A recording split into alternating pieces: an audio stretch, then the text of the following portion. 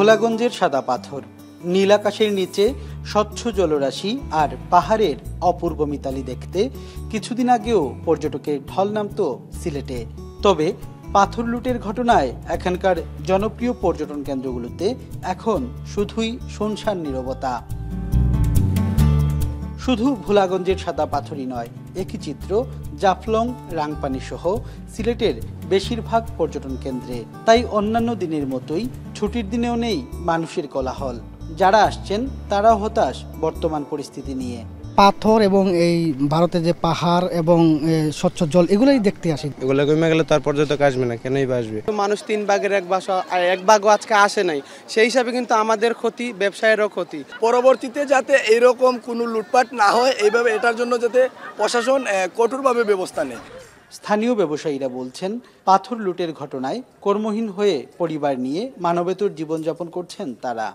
ক্ষতি তো প্রচুর, এখন তো দেখা যায় পুঁজি বাঙ্গিয়া খাওয়া লাগে, পেট চলেন না, তো বালা কিছু খাইতে পারলাম না, এলাকানো চললাম, এখন কিতা করব। এখন বর্তমানে যে পর্যটকার বেচা কিনি অথবা যারা নৌকা চালা, যারা গাইডগিরি করেন, যারা ক্যামেরাম্যান, তারা কারোর কোনো রুজি রোজগার নাই। এমন বাস্তবতায় নেতিবাচক প্রভাব পড়েছে হোটেল, মোটেল, পরিবহন সহ পর্যটন সংশ্লিষ্ট নানা ব্যবসায়। পর্যটক কমে যাওয়ায় কয়েকশো কোটি টাকা লোকসানের মুখে পড়তে পারে বলেও আশঙ্কা তাদের। একটা ধারাবাহিক ফ্লো ছিল যে প্রতি মাসেই মনে করেন প্রতিদিনই গেস্ট আসছিল। এটা আপনার উইকেন্ড বা শুধু না, প্রতিদিনই দেখা যাচ্ছে গেস্ট ফ্লো ছিল সিলেটে। কিন্তু এই ঘটনার পর থেকে হঠাৎ করে আপনার স্থিমিত হয়ে গেছে সব কিছু। ক্ষতির পরিমাণটা এতই বিশাল, এইগুলো আসলে ক্যালকুলেশন করে এইভাবে বলা খুবই কঠিন। যারা বিভিন্ন খাবারের ব্যবসা করতেছে বা বিভিন্ন ধরনের পশুরা সাজিয়ে বসতেছে, তাদের কথা চিন্তা করেন, এইগুলোর সাথে আপনি ট্রান্সপোর্ট রিলেটেডগুলো চিন্তা করেন, সবাই আমরা ক্ষতির সম্মুখীন, নট অনলি হোটেল।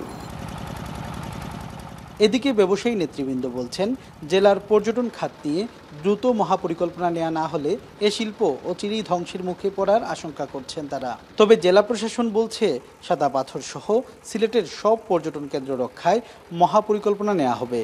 ৬০০ কোটি টাকার ক্ষতি হয়েছে বিভিন্নভাবে, রেস্টুরেন্টগুলোর ক্ষতি হয়েছে। সরকার বা দায়িত্বশীল ব্যক্তিবর্গ অতি সত্বর এই ব্যাপারে একটা কঠিন সিদ্ধান্ত গ্রহণ করে পর্যটকের মনোবল মজবুত করা বা শক্তি যোগানোর ব্যাপারে সহায়ক ভূমিকা রাখবেন বলে আমি মনে করি। 5 দফা আমাদের একটা কর্মপরিকল্পনা ঘোষণা করেছি। আমরা এটা যদি বাস্তবায়ন করতে পারি সফলভাবে, এবং একই সাথে আমরা স্থায়ী একটা পরিকল্পনাও নেব যে এটা স্থায়ীভাবে কীভাবে নিরসন করা যায়, সেই বিষয়ে নিয়ে আমরা কাজ করে যাচ্ছি। আশা করি যে অচিরেই এটা স্থায়ীভাবে সমাধান হবে।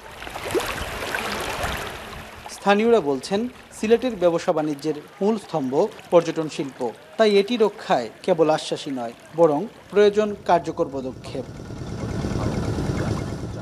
সন্দীপন শুভ, এখন সিলেট।